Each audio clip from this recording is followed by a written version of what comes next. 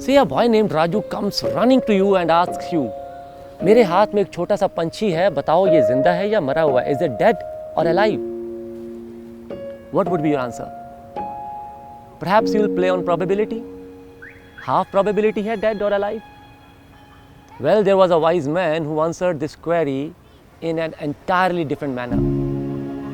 So the story goes like this.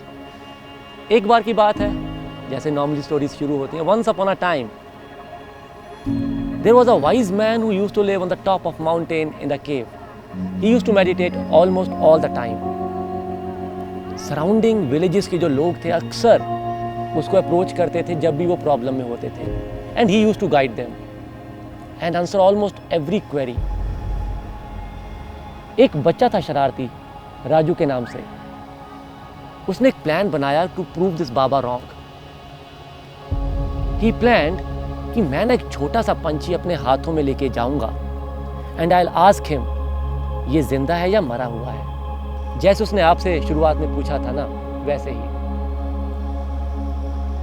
तो अगर बाबा कहेगा ये जिंदा है तो मैं इसको दबा दूंगा एंड आई विल से ये तो मरा हुआ है.